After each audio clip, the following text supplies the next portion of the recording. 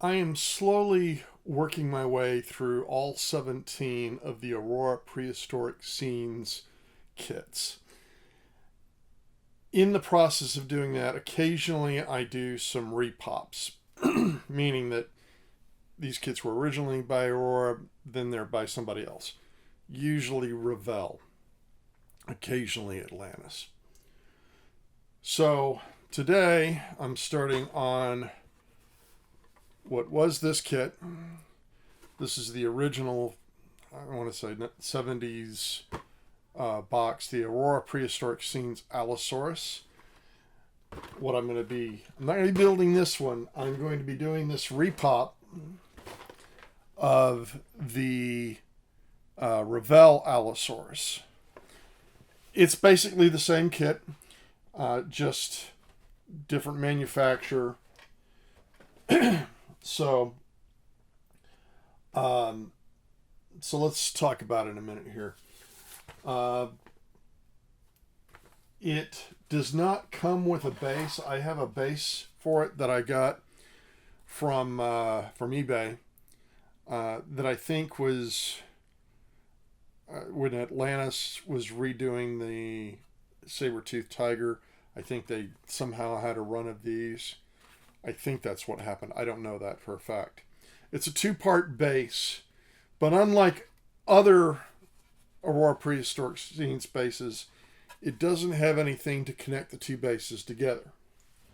So I'm going to be using a sheet of styrene to create a base. I'll figure out a way. I think I'll be cutting this diagonally, and that'll give me a solid base. And I'll be gluing that to the base here. One of the things I'm not going to be doing is using this piece. Now, if you look, it's not on the painting on the original box, but it is here. This thing coming out of our Allosaurus, its mouth, and that is some saliva, slobber, saliva, whatever, drool. It always struck me as kind of dumb, and I am loath to do it. So I'm going to take probably, this is a hacksaw blade, and just saw that off and then file it down because it just offends my soul. Now, let me grab, where did it go? There it is.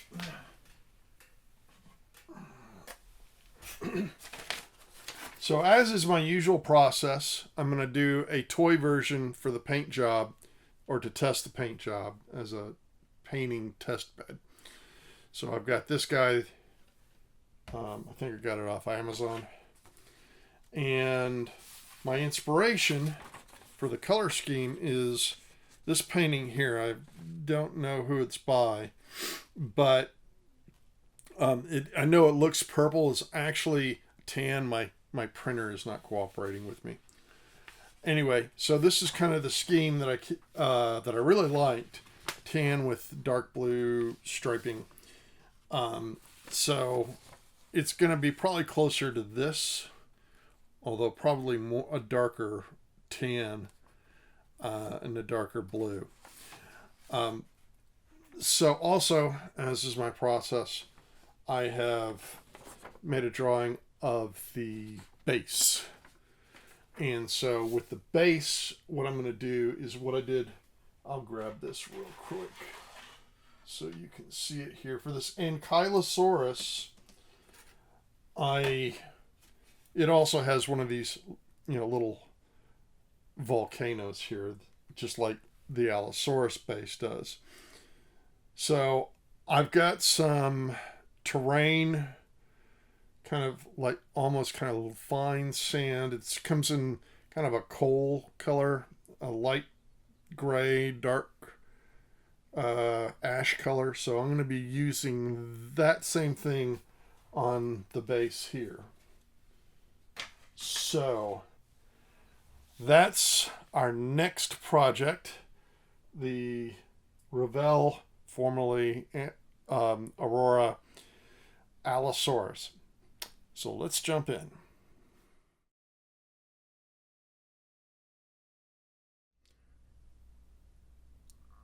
With plastic model kits, in the ejection mold process, there's a release agent used.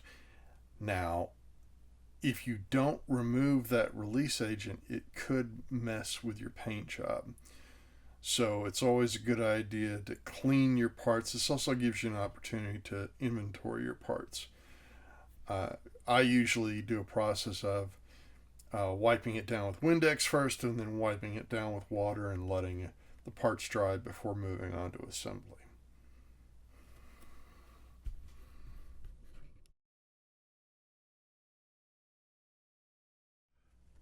One of the issues I have to deal with is this base. It's a two-part base, but it's got nothing to join it together, unlike some of the other Aurora Prehistoric Scenes bases. So what I'm going to do is take a piece of styrene plastic. I need to cut it diagonally because it's not quite the right size, but I will use that as a base to glue the two together.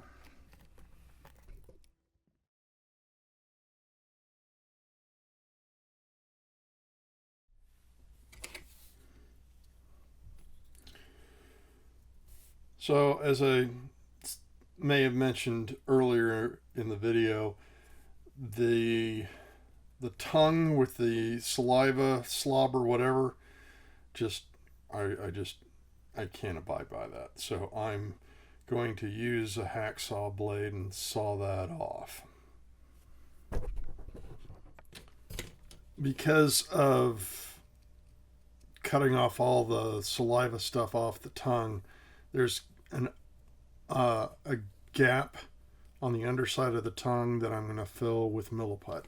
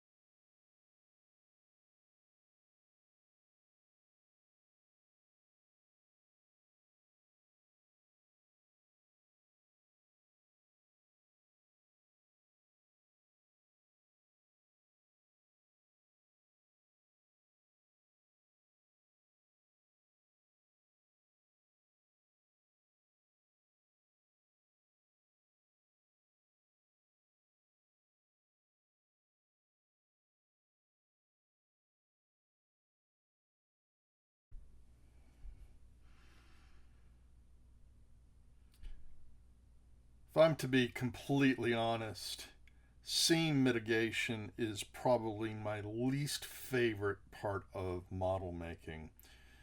With all the seam lines, you have to file stuff down, and when you file stuff down, you lose detail.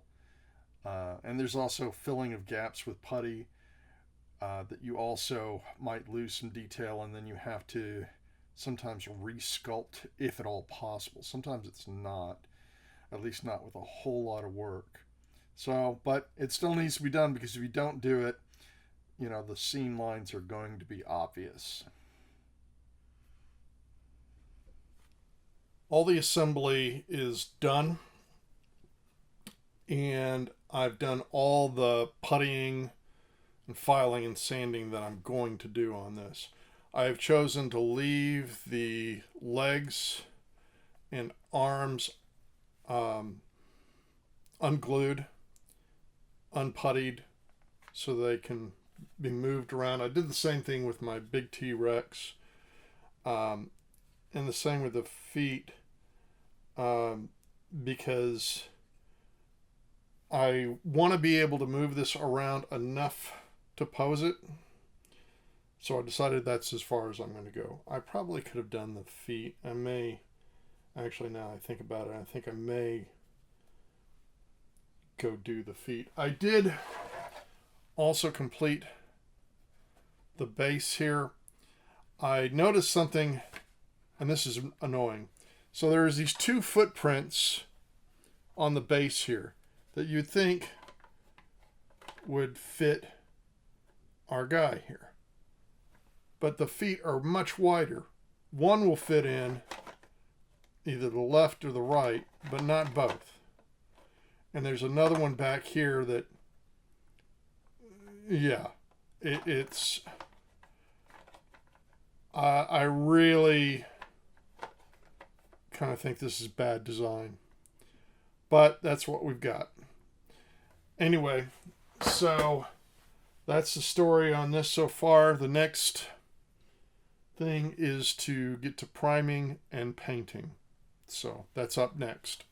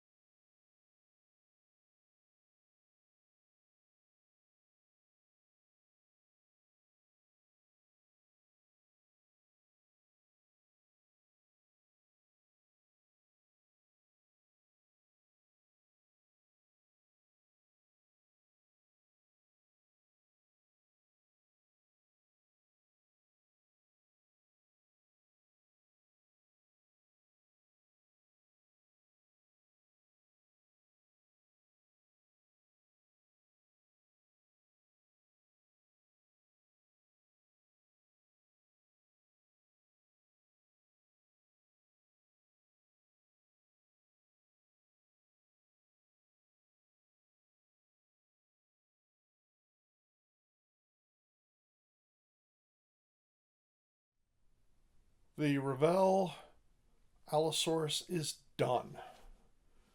So real quick, this is kind of precarious, but here it is.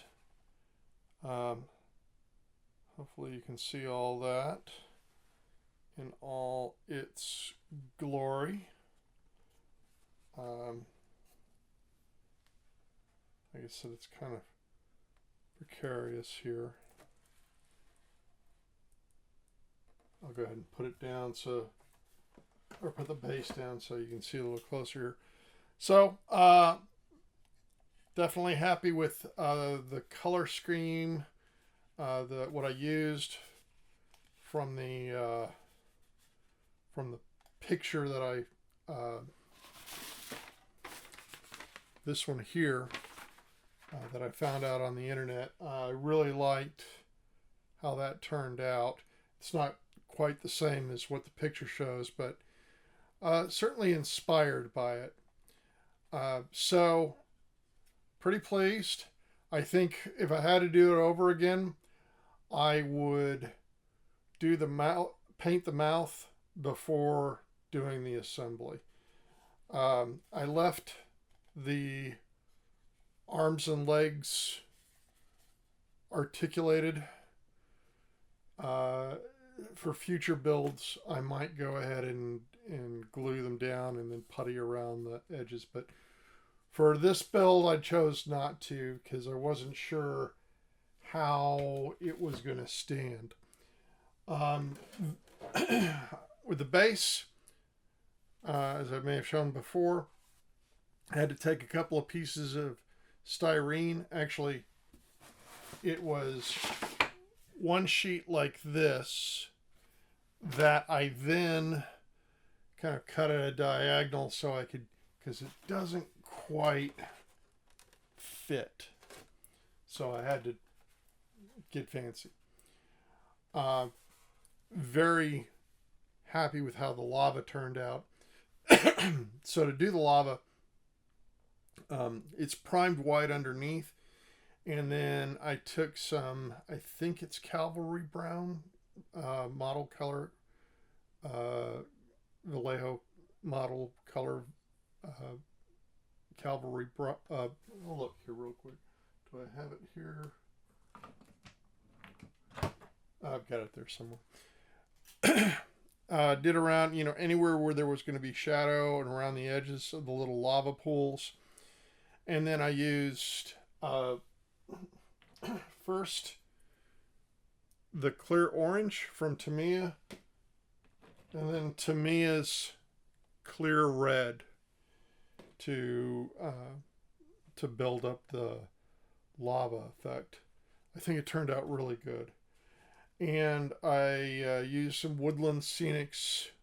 I think it's kind of a coal dust or a gray dust on top of that. So the nameplate I had to cast because it was missing, so I cast it from another kit. It's not great. It'll do the job, but it's not great. It'll work. As my usual process, I of course did a test bed, which pretty much the final version matched the test bed, and this was useful to help me determine the exact shade of the brown, so highly recommend doing this.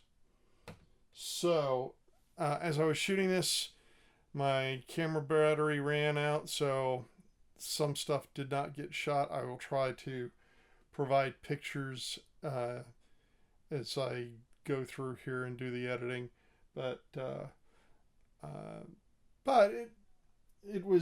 this was one of the kits that I didn't get as a kid that I always thought was cool, and now I've finally built it.